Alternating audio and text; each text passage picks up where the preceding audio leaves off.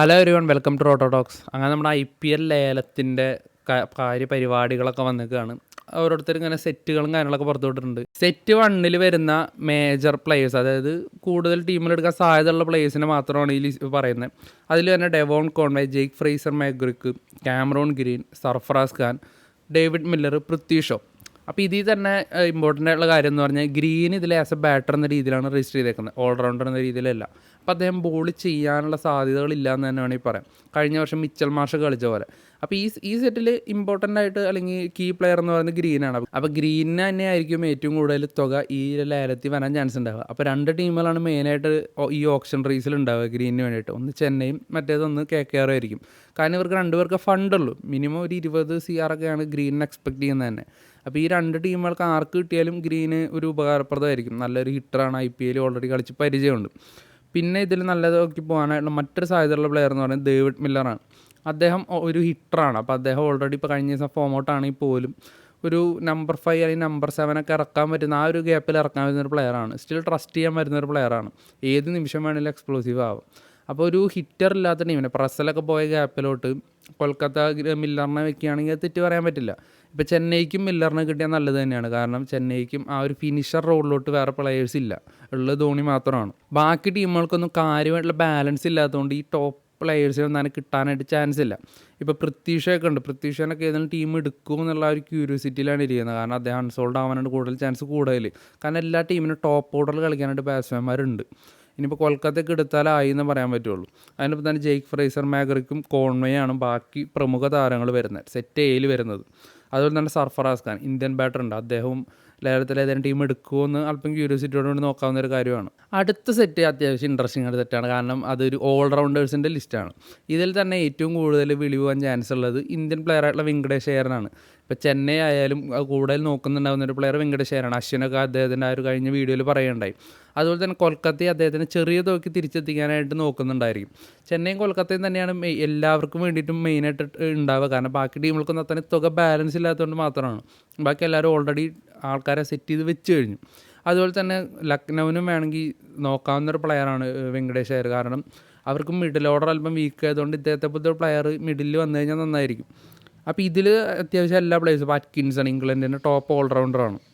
അതുപോലെ അസരങ്ക, അതുപോലെ രച്ചിൻ രവീന്ദ്ര, അതുപോലെ ലിവിങ്സ്റ്റണും ചെന്നൈ ടാർഗറ്റ് ചെയ്യുന്ന ഒരു പ്ലെയർ തന്നെയാണ്. സ്പിൻ ഓൾറൗണ്ടറാണ് അദ്ദേഹം. അതുപോലെ തന്നെ Wiaan Mulder, South African player. ഇദ്ദേഹത്തിനും അത്യാവശ്യം ടീമുകൾ എടുക്കാനായിട്ട് ചാൻസ് കാണുന്നുണ്ട്. പിന്നെ ഇതിൽ ദീപക് കൂടെ ഉണ്ട്. അപ്പോൾ അദ്ദേഹത്തിന് ആരെങ്കിലും എടുക്കുമോ ഇല്ലയോ, എടുക്കാതിരിക്കാൻ തന്നെയാണ് ചാൻസ് കൂടുതൽ. എന്തായാലും ചെന്നൈ എന്തായാലും എടുക്കില്ല, ഉറപ്പാണ്. അതുപോലെ തന്നെ അസരംഗി സ്പിൻ ഓൾറൗണ്ടറാണ്. ഏതെങ്കിലും ടീമുകൾ പിക്ക് ചെയ്യാനായിട്ട് ചാൻസ് ഉണ്ട്. അപ്പോൾ അതുപോലെ തന്നെ രച്ചിൻ രവീന്ദ്രൻ വരുന്നുണ്ട്. ഒരു ഓപ്പണർ ഇല്ലാത്തത് മെയിനായിട്ട് ഇപ്പോൾ കൊൽക്കത്തയ്ക്കാണ് നല്ലൊരു ഓപ്പണർ ഇല്ലാത്തത്. അപ്പോൾ ലെഫ്റ്റ് ഹാൻഡ് ബാറ്റ്സ്മാൻ ആയതുകൊണ്ട് തന്നെ രച്ചിൻ രവീന്ദ്രയ്ക്ക് ഒരു ചാൻസ് കൂടുതലുണ്ട്. അപ്പോൾ അതുകൊണ്ട് തന്നെ ഈ കൊൽക്കത്ത അദ്ദേഹത്തിന് പിക്ക് ചെയ്യാനായിട്ട് ചെറിയൊരു സാധ്യത കാണുന്നുണ്ട്. സെറ്റ് 3, അതായത് സെറ്റ് 3 എന്ന് പറയുന്നത് ഓപ്പണേഴ്സിൻ്റെ സെറ്റാണ്. കാരണം ഇത് കുറച്ച് ഇമ്പോർട്ടൻ്റ് ആയിട്ടുള്ള കാര്യമാണ്. കാരണം പല ടീമുകൾക്കും ഒരു നല്ലൊരു ഓപ്പണിംഗ് പെയർ ഇല്ല. ഇപ്പോൾ എസ്പെഷ്യലി ഡൽഹിയുടെ ഒക്കെ കാര്യം എടുത്തു കഴിഞ്ഞാൽ ഡൽഹിക്ക് നല്ലൊരു ഓപ്പണിംഗ് പെയർ ഇല്ല, അതുപോലെ കൊൽക്കത്തയ്ക്ക് നല്ലൊരു ഓപ്പണിംഗ് പെയർ ഇല്ല. അപ്പോൾ ഇതുപോലൊരു ഓപ്പണിംഗ് പെയർ ഇല്ലാത്ത ഒരുപാട് ടീമുകളുണ്ട്.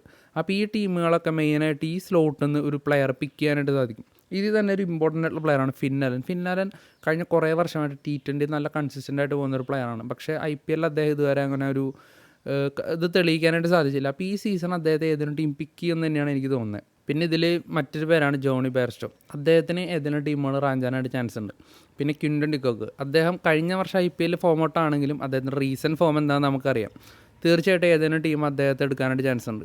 ഏതൊരു സിറ്റുവേഷനിലും ഫോം ആവാൻ സാധിക്കുന്ന ഒരു ബ്ലാസ്റ്റിംഗ് ആയിട്ട് ഓപ്പണിംഗ് തരാൻ സാധിക്കുന്ന ഒരു പ്ലെയർ തന്നെ അദ്ദേഹം. പിന്നെ ഉള്ളത് ഇംഗ്ലണ്ടിൻ്റെ യങ് വിക്കറ്റ് കീപ്പർ ജെയ്മി സ്മിത്താണ്. ജെയ്മി സ്മിത്ത് ഇംഗ്ലണ്ടിലൊക്കെ കളിക്കുന്നത് ഒരു ലോവർ ഓർഡർ ബാറ്റ്സ്മാൻ ആയിട്ടാണ്, ഫിനിഷർ റോളിലാണ്. അപ്പോൾ ഫിനിഷിങ് ആവശ്യമുള്ള ഒരുപാട് ടീമുകളുണ്ട്.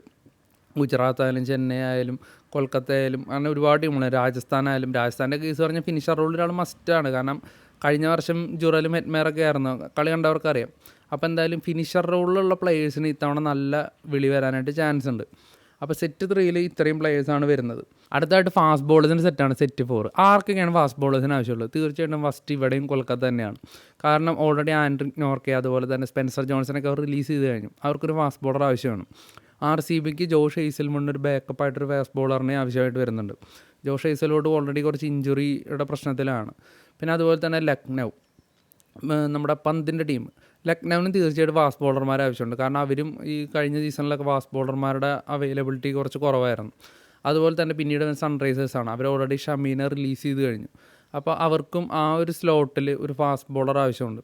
അതുപോലെ തന്നെ പിന്നീട് വരുന്ന ടീമാണ് ചെന്നൈക്കും ഒരു ഫാസ്റ്റ് ബോളർ ആവശ്യമാണ്. കാരണം പതിരാണെന്നെ റിലീസ് ചെയ്ത് കഴിഞ്ഞിട്ടുണ്ട്. അപ്പോൾ തീർച്ചയായിട്ടും ഫാസ്റ്റ് ബോളേഴ്സിന് വേണ്ടിയിട്ട് കുറച്ചധികം ടീമുകൾ രംഗത്തുണ്ടാവും. അപ്പോൾ എനിക്ക് തോന്നുന്നു ഈ ഒരു ലേലത്തിൽ കുറച്ചുകൂടി നല്ല രീതിക്ക് ടീമുകൾ ചെയ്യുന്നുണ്ടാകുന്ന ഒരു പ്ലെയർ ഡഫി ആയിരിക്കും. ഡഫീനെ തന്നെയാണ് ഞാൻ ഫസ്റ്റ് പ്രിഫർ ചെയ്യുന്നത്. പിന്നെ മാറ്റ് ഹെൻറി ഉണ്ട്, കോട്ട്സെ ഉണ്ട്, അതുപോലെ ആകാശ്ദീപ് ഉണ്ട്, ഇന്ത്യൻ ബോളറുണ്ട്. അതുപോലെ തന്നെ നോർക്കെ, അതുപോലെ തന്നെ പതിരാണ ഓപ്ഷനിലുണ്ടായിരിക്കും. പതിരാണയ്ക്ക് വേണ്ടിയിട്ട് ടീമുകൾ നല്ല തുക എറിയുമോ ഇല്ലയോ എന്നൊക്കെ നമുക്ക് നോക്കാനായിട്ട് സാധിക്കും. പിന്നെ സ്പെൻസർ ജോൺസൺ, ശിവം മവിയൊക്കെയാണ് ബാക്കി പ്രമുഖരായിട്ടുള്ള കളിക്കാർ സെറ്റ് 4 വരുന്നത്. ഫാസ്റ്റ് ബോളർമാർക്ക് വേണ്ടിയിട്ട് കുറച്ചധികം ടീമുകൾ എന്തായാലും രംഗത്തുണ്ടാവുമെന്ന് ഉറപ്പാണ്. അടുത്ത് സെറ്റ് 5 ഫൈനൽ സെറ്റാണ്. സ്പിന്നേഴ്സാണ് കൂടുതൽ വരുന്നത്. ഫാസ്റ്റ് ബോളർമാരെക്കാളും കൂടുതൽ ടീമുകൾ സ്പിന്നേഴ്സിന് വേണ്ടിയിട്ട് ഈ സീസൺ പോകുന്ന ഉറപ്പാണ്. ഒരുപാട് ടീമുകൾക്ക് ഇപ്പോൾ മുംബൈ, അതുപോലെ കൊൽക്കത്ത, RCB, ചെന്നൈ ആൻഡ് പഞ്ചാബ്, ഇവരെല്ലാവർക്കും ഇത്തവണ സ്പിന്നേഴ്സിന് ആവശ്യമുണ്ട്. ഇപ്പോൾ രവി ബിഷ്ണോവിനൊക്കെ റിലീസ് ചെയ്തിട്ടുണ്ട് ലക്നൗ. അപ്പോൾ തീർച്ചയായിട്ടും ലക്നൌവിനും ആ ഒരു സ്ലോട്ട് ഫില്ല് ചെയ്യാനായിട്ട് സ്പിന്നർ ആവശ്യമുണ്ട്. പല ടീമുകൾക്കും ബാക്കപ്പ് ഓപ്ഷനായിട്ട് സ്പിന്നർ ആവശ്യമുണ്ട്. വിഘ്നേഷ് പുത്തൂരിനെ റിലീസ് ചെയ്തിട്ടുണ്ട് മുംബൈ. അപ്പോൾ അവർക്കും ആ ഒരു സ്പിന്നറിന് ആവശ്യമുണ്ട്. ഒട്ടുമിക്ക എല്ലാ ടീമുകൾക്കും സ്പിന്നർ ആവശ്യമുണ്ട്. ഇതിൽ ഏറ്റവും കൂടുതൽ ആവശ്യം ചെന്നൈക്കാണ്. കാരണം ചെന്നൈ രവീന്ദ്ര ജഡേജനെ ഈ സീസൺ വിട്ട് കളഞ്ഞിട്ടുണ്ട്. തീർച്ചയായിട്ടും അദ്ദേഹത്തിന് പകരം മറ്റൊരു സ്പിന്നറെ ടീമിലോട്ട് എത്തിക്കേണ്ടത് അനിവാര്യമുള്ളൊരു കാര്യമാണ്. ഈ ഒരു സെറ്റ് 5 മെയിൻ ആയിട്ട് വരുന്നതെന്ന് പറഞ്ഞാൽ രവി ബിഷ്ണോയ്, രാഹുൽ ചഹർ, അതുപോലെ അക്കീൽ ഹുസൈൻ ഒരു നല്ലൊരു വിളി പോകാനായിട്ട് ചാൻസ് ഉള്ള പ്ലെയറായിട്ടാണ് തോന്നുന്നത്. പിന്നെ മുജീബുർ റഹ്മാനും അതുപോലെ തന്നെ തീക്ഷണയും. അപ്പോൾ രാജസ്ഥാൻ തീക്ഷണ റിലീസ് ചെയ്തിട്ടുണ്ട്. അപ്പോൾ രാജസ്ഥാൻ അവിടെ ഹസരംഗയെ റിലീസ് ചെയ്തിട്ടുണ്ട്. അപ്പോൾ അവിടെ ഒരു സ്പിന്നറുടെ ആവശ്യമുണ്ട്. അതുപോലെ തന്നെ സൺറൈസേഴ്സ് ഹൈദരാബാദിന് ഒരു സ്പിന്നറുടെ ആവശ്യമുണ്ട്. മുംബൈക്ക് ഒരു സ്പിന്നറുടെ ആവശ്യമുണ്ട്. RCBക്ക് ഒരു സ്പിന്നറുടെ ആവശ്യമുണ്ട്. അങ്ങനെ ഒട്ടുമിക്ക എല്ലാ ടീമുകൾക്കും ഒരു സ്പിന്നറായിട്ടൊരു പ്ലെയർ ഈ സീസൺ മസ്റ്റായിട്ട് ഓപ്ഷനിൽ നിന്ന് കിട്ടിയേ പറ്റും. അതുകൊണ്ട് തന്നെ സ്പിന്നേഴ്സിന് നല്ല രീതിക്കുള്ള ഒരു ഫൈറ്റ് നമുക്ക് ആ ഒരു ഓപ്ഷൻ നടക്കുന്ന വേദിയിൽ കാണാനായിട്ട് സാധിക്കും. അപ്പോൾ ഇത്രയാണ് നമ്മുടെ ഒരു അനാലിസിസ്. ഇതിലിപ്പോൾ ടോപ്പ് പ്ലേയേഴ്സിനെ മാത്രമാണ് പറഞ്ഞിട്ടുള്ള ഓരോ സെറ്റെന്നും. ബാക്കി ഇഷ്ടംപോലെ യങ് ഇന്ത്യൻ ടാലൻസ്, ഇപ്പോൾ സയ്യിദ് മുസ്താഖലിലൊക്കെ കിഡിലിനായിട്ട് പെർഫോം ചെയ്യുന്ന ഒരുപാട് ഇന്ത്യൻ ബാറ്റേഴ്സ് ഉണ്ട്, ബോളേഴ്സ് ഉണ്ട്. അപ്പോൾ അങ്ങനെ ഒരുപാട് പേരുണ്ട്. അപ്പോൾ എന്തായാലും ടീമുകൾ മാക്സിമം പൈസ എറിഞ്ഞ് നല്ല പ്ലേയേഴ്സിനെ എത്തിക്കാൻ തന്നെയാണ് എല്ലാ കൊല്ലത്തേയും നോക്കുക. എന്തായാലും ഡൽഹിയൊക്കെ ഓപ്ഷനിലുണ്ട്. അപ്പോൾ പല പ്ലേയേഴ്സിൻ്റെ റേറ്റ് അവർ വിചാരിച്ചതെങ്കിലും കൂടാനായിട്ട് ചാൻസ് ഉണ്ട്. നമുക്കറിയാം, ഓപ്ഷൻ കാണുന്നവർക്ക് അറിയാമല്ലോ. അപ്പോൾ എന്തായാലും നമുക്ക് വിട്ടുപോയിട്ട് എന്തെങ്കിലും ഉണ്ടെങ്കിൽ നിങ്ങൾ കമൻറ്റ് ബോക്സിൽ ഇടുക, നമ്മൾ ചെക്ക് ചെയ്യുന്നതായിരിക്കും. അപ്പോൾ എന്തായാലും ഇതിനെപ്പറ്റിയുള്ള നിങ്ങളുടെ അഭിപ്രായങ്ങളും കാര്യങ്ങളൊക്കെ നിങ്ങൾ തീർച്ചയായിട്ടും കമൻറ്റിൽ പറയാം. നമ്മൾ ഏതെങ്കിലും പ്ലേയേഴ്സിന് മിസ് ഔട്ട് ചെയ്തിട്ടുണ്ടെങ്കിൽ നിങ്ങൾ പറയാം. എന്തായാലും ഏതൊക്കെ പ്ലേയേഴ്സിനെ ഏതൊക്കെ ടീമുകൾക്കാണ് ഏറ്റവും കൂടുതൽ ആവശ്യം വരിക എന്നൊക്കെ നിങ്ങളുടെ ഒരു അഭിപ്രായങ്ങളൊക്കെ കമൻറ്റ് ബോക്സിൽ ഇടുക. എന്തായാലും താങ്ക് യു.